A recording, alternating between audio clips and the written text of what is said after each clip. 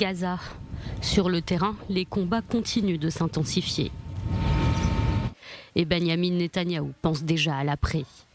C'est dans une tribune du média américain Wall Street Journal que le Premier ministre israélien a décidé de s'exprimer.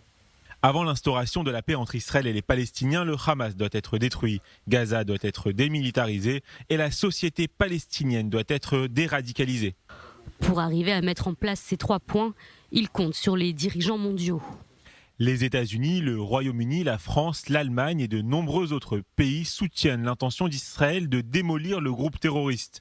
Pour atteindre cet objectif, ses capacités militaires doivent être démantelées et sa domination politique sur Gaza doit cesser. Les dirigeants du Hamas ont juré de répéter le massacre du 7 octobre encore et encore.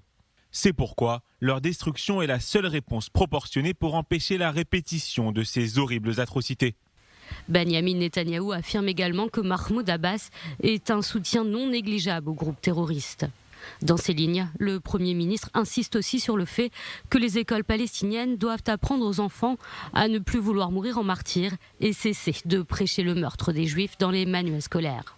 Il prend en exemple la déradicalisation réussie de l'Allemagne et du Japon grâce aux Alliés.